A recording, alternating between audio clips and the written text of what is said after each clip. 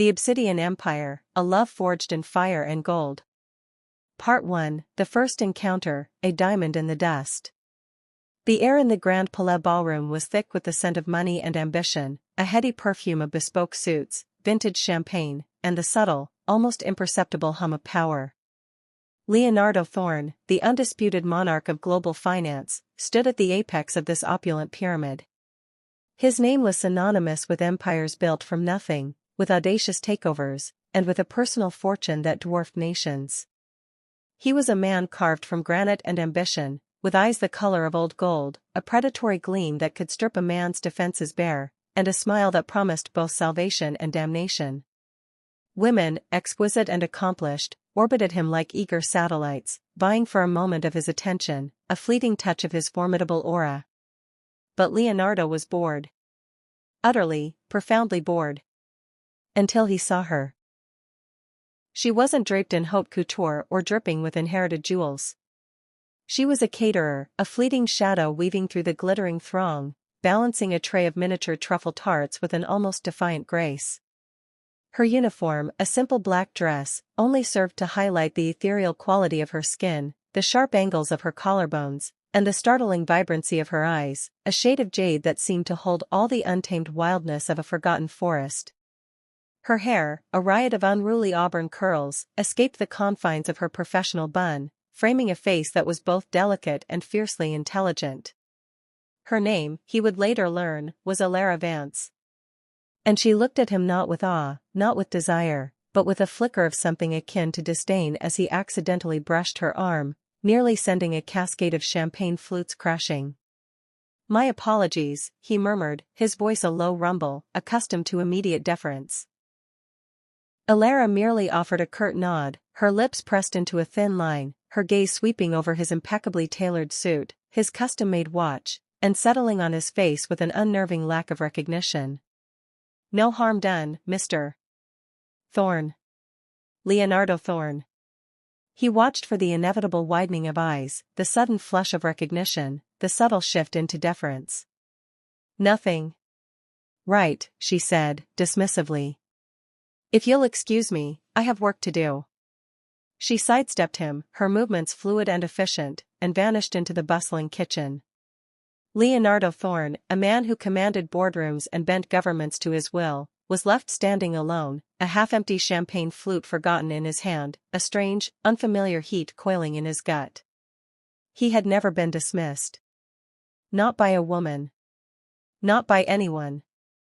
He found her again, later, by the deserted rose garden, taking a quiet moment to herself, her shoes kicked off, her bare feet cool against the dew-kissed grass. She was sketching in a small notebook, her brow furrowed in concentration, completely oblivious to the world, and to him. "What are you drawing?" he asked, his voice softer than he usually employed. She startled, her head snapping up, her eyes widening slightly this time, but still no hint of fear or awe. "Just a moment of peace." She gestured vaguely at the moonlit garden. "It's rare in places like this." "You don't like places like this?" he probed, intrigued. She shrugged, tucking a stray curl behind her ear. "They're beautiful, yes. But they feel temporary. Like a gilded cage." She met his gaze, her jade eyes unwavering. "I prefer the open sky." He found himself captivated, not just by her beauty, but by her utter lack of pretense, her genuine disinterest in the world he inhabited. It was a challenge, a fascinating anomaly. He, Leonardo Thorne, who had everything, suddenly found himself wanting the one thing he couldn't buy, couldn't force, her genuine attention. "I want to know you, Elara Vance," he stated, his voice devoid of negotiation, a simple declaration of intent. She laughed, a short, breathy sound that held no mirth. "Mr. Thorne, I'm a caterer." "You're Leonardo Thorne." "Our worlds don't intersect." "They will," he promised, a dark, possessive glint entering his eyes.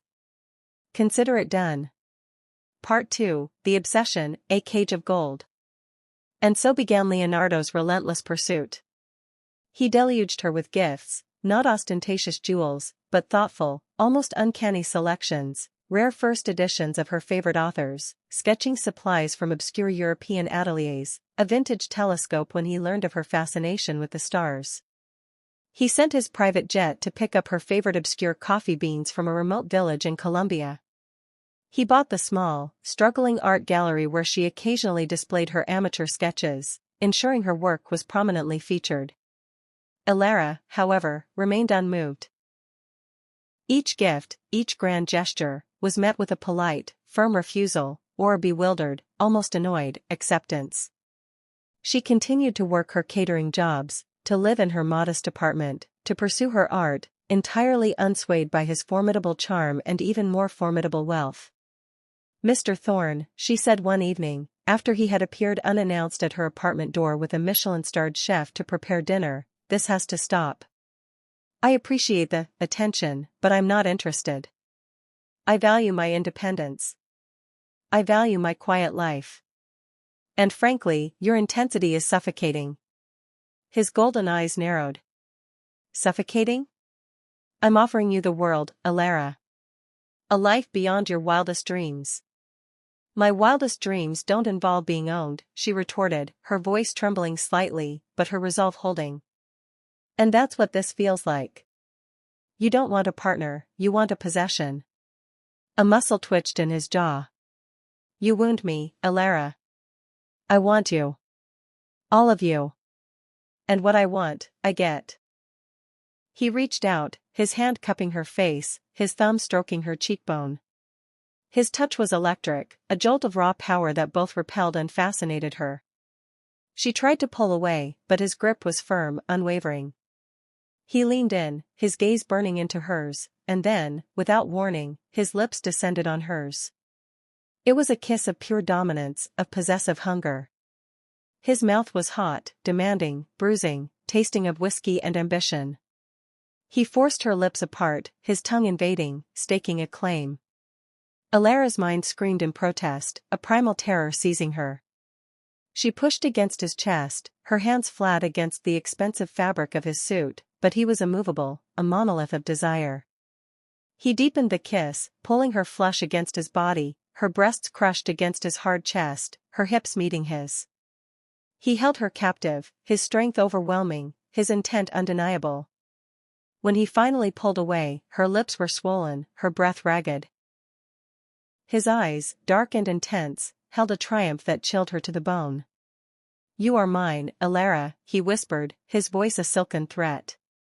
"Whether you acknowledge it now or later." That night, Elara did not sleep.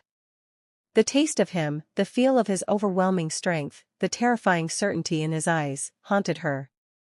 She knew, with chilling clarity, that her quiet life was over. She had to escape. The next morning, she packed a small bag, withdrew every penny from her savings, and vanished. She left no note, no forwarding address, no trace. She cut off her phone, deleted her social media, and bought a one-way bus ticket to the most remote corner of the country she could find. She shed her identity like an old skin, determined to disappear into the vast anonymity of the world. Part 3, The Hunt, Years in the Wilderness. Leonardo Thorne went insane. The initial shock was followed by a cold, terrifying fury. Elara Vance had dared to defy him, to escape him, to make a fool of him. His empire, built on control and foresight, had been blindsided by a slip of a woman. He unleashed every resource at his disposal. Private investigators, ex-intelligence operatives, data analysts, even a network of informants he usually reserved for hostile takeovers. He froze her bank accounts, tracked every digital footprint, every physical trace. He put a bounty on any information leading to her, a sum so astronomical it sent tremors through the underworld. Weeks turned into months, months into a year. The trail grew cold.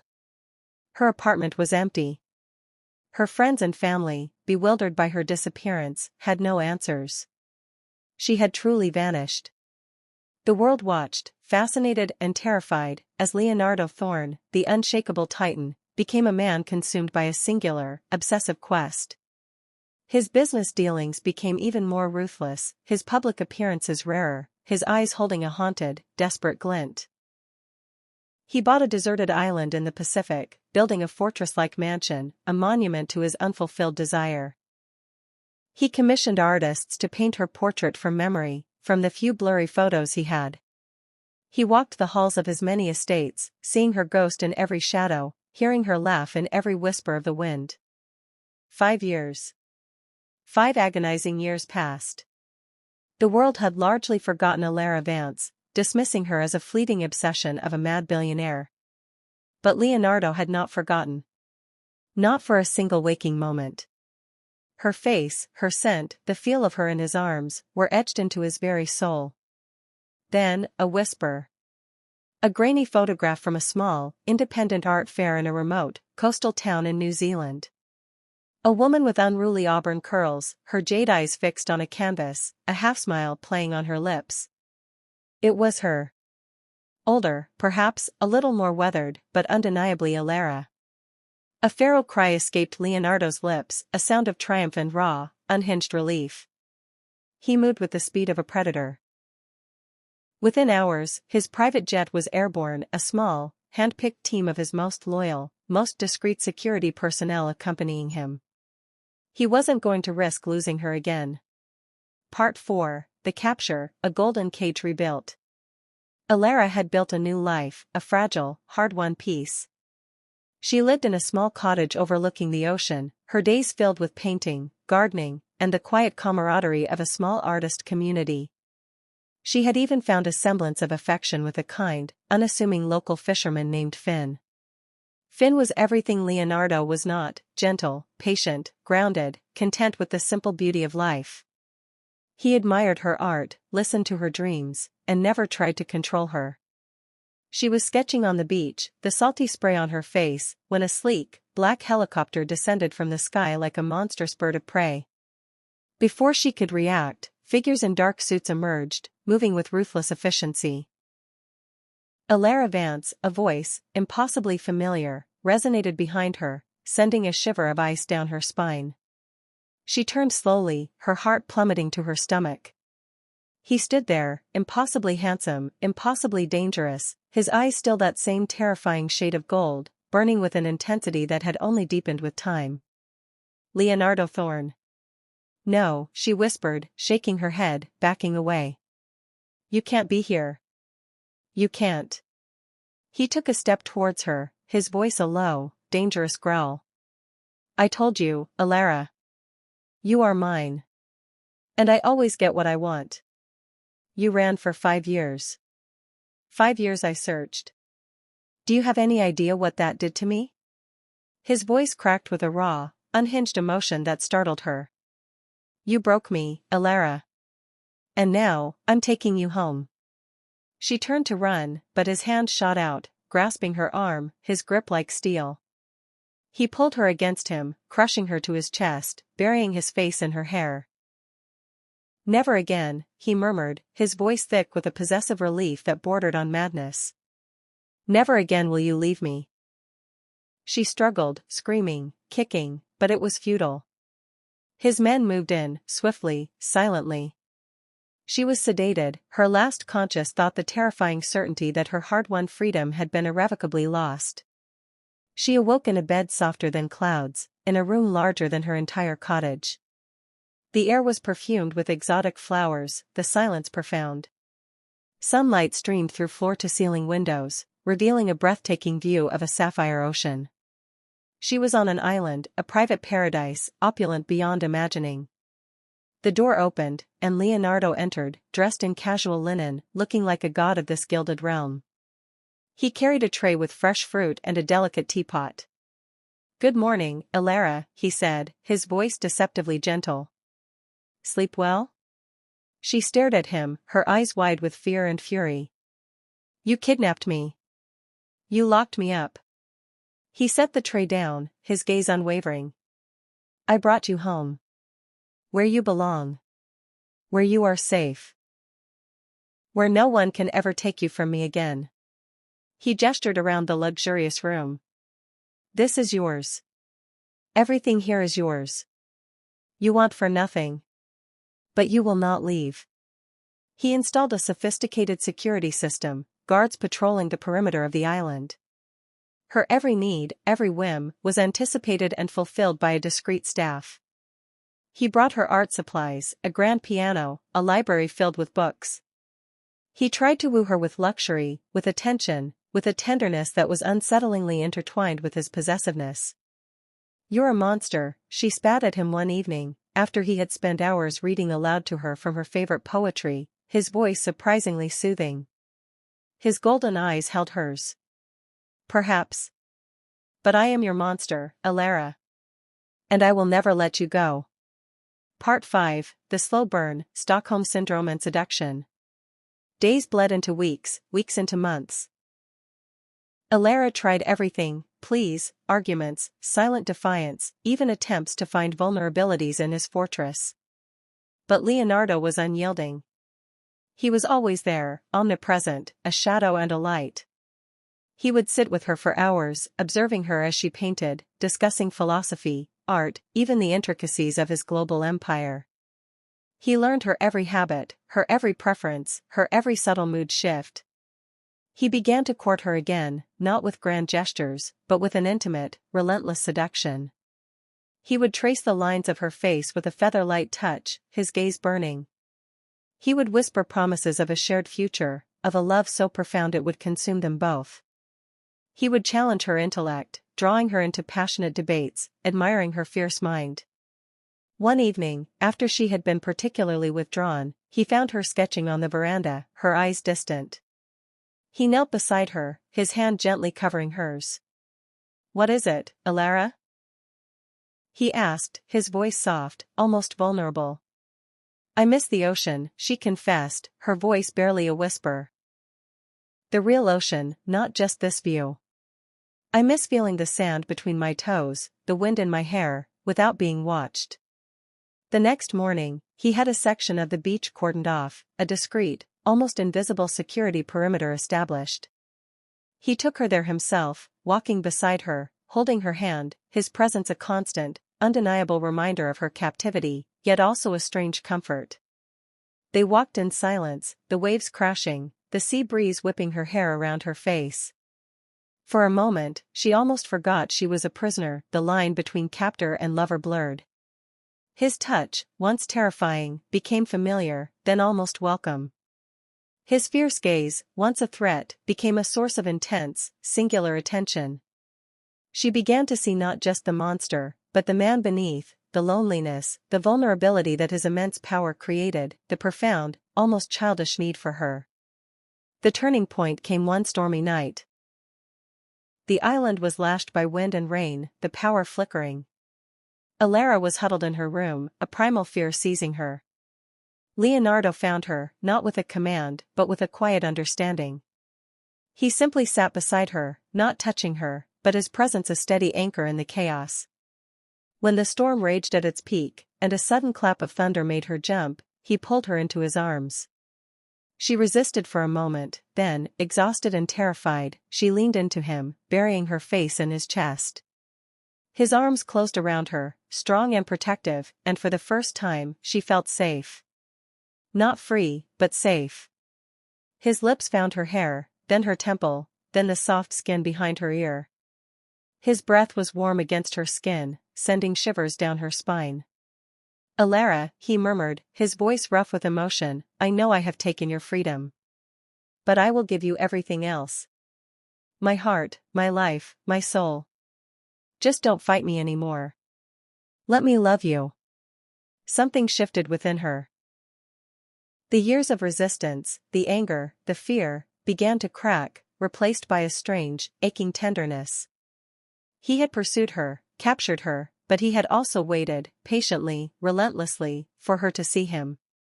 He had given her a golden cage, but he had also filled it with everything she ever yearned for, except liberty. And now, she realized, she craved his touch, his intensity, his singular devotion.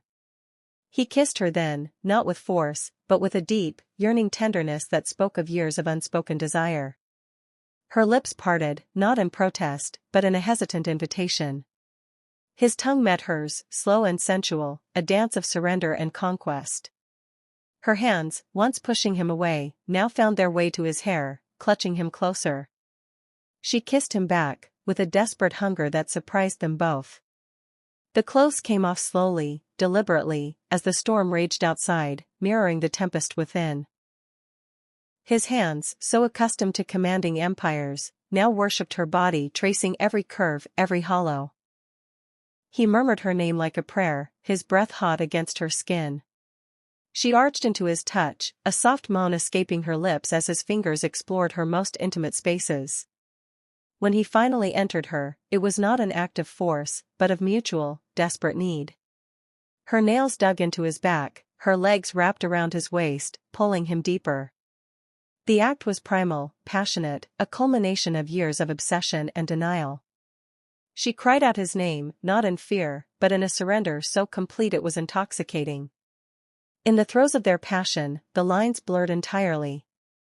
She was no longer a prisoner, and he, no longer just her captor. They were two souls, inextricably bound, for better or worse. Part 6, The Unveiling, Arrival and Raw Jealousy. Their relationship deepened, evolving into a complex tapestry of passion, possessiveness, and a strange, undeniable love. Elara found herself drawn to his fierce intelligence, his unwavering loyalty, to her, at least, and the profound depths of his desire.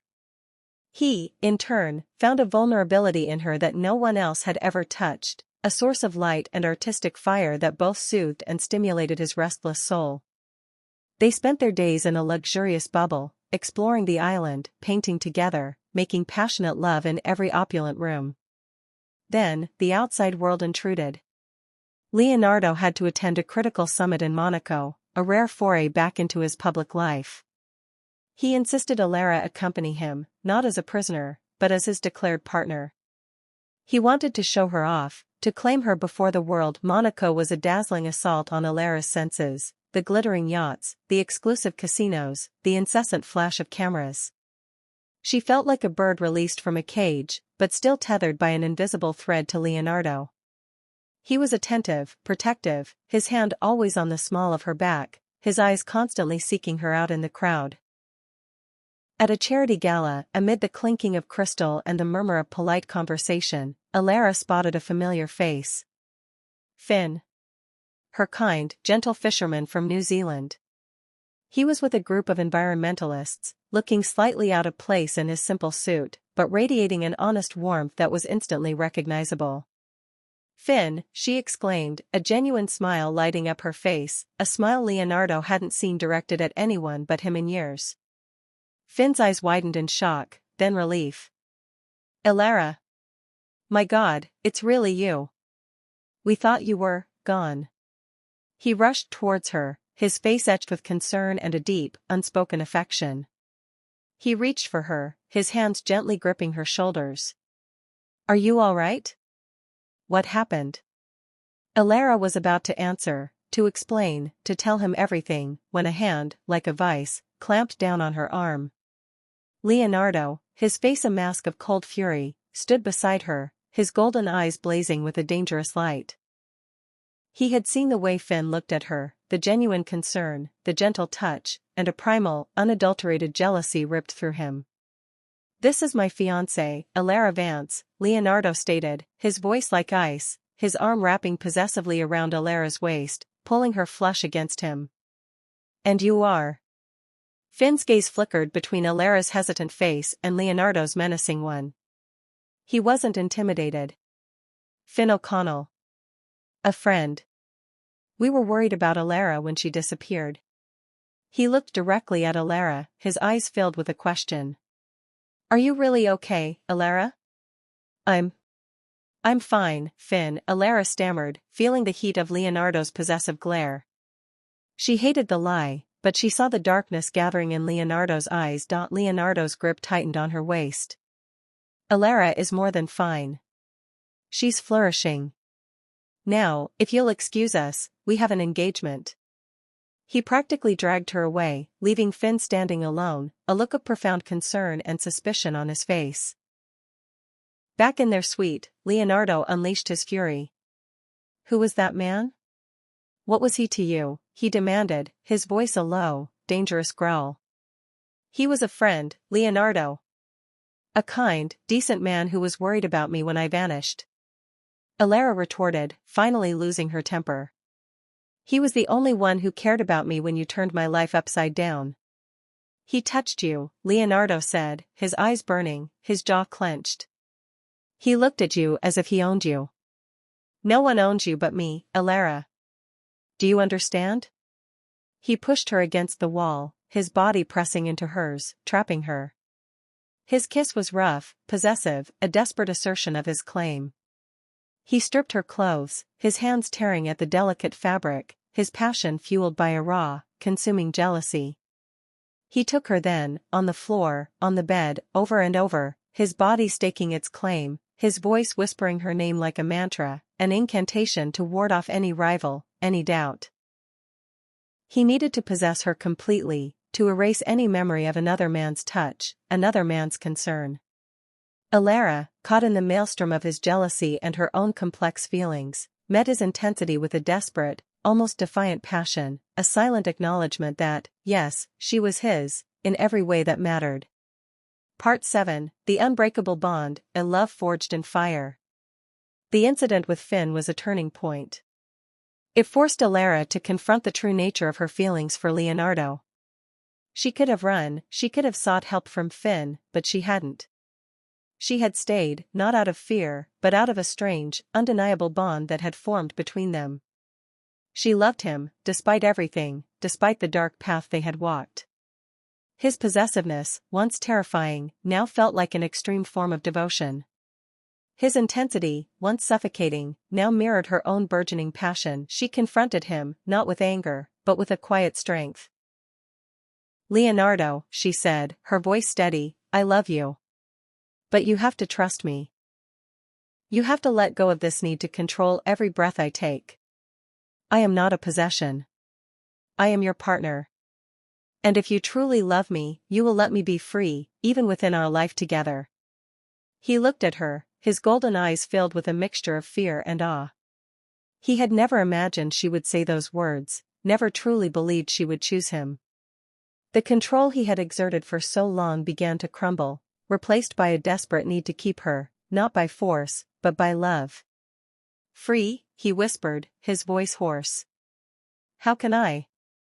After 5 years of searching, after finding you again. I can't bear the thought of losing you." "You won't," she promised, stepping closer, cupping his face in her hands. "Because I choose you. Every day. But you have to choose to trust me too." It was a slow, arduous process. Leonardo, the man who controlled empires, had to learn to relinquish control over the one thing he coveted most. He started small. He allowed her to travel to art exhibitions unaccompanied, though always with discreet security nearby. He encouraged her to open her own gallery, giving her complete creative freedom. He even, reluctantly, allowed Finn to visit, under strict supervision, and saw for himself that Elara's affection for the fisherman was indeed platonic, a friendship from a past life. The jealousy never entirely vanished, but it transformed from a destructive rage into a fierce, protective instinct. Their love story was unconventional, born from obsession and captivity, but it had blossomed into something undeniably real. He had taken her freedom, but in doing so, he had also given her a love so profound, so all-consuming, that she found a different kind of liberation within it. She had found her wildness, not in running away, but in taming the untamable heart of Leonardo Thorne. Years later, Elara Thorne, renowned artist and the enigmatic wife of the global titan, stood on the balcony of their island estate, watching the sunset paint the sky in fiery hues. Leonardo came up behind her, his arms wrapping around her waist, his chin resting on her shoulder. "Still prefer the open sky," he murmured, his voice a low rumble against her ear.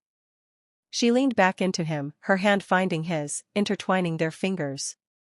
"Yes," she whispered, a soft smile gracing her lips. "But I prefer it with you by my side. Even in this golden cage."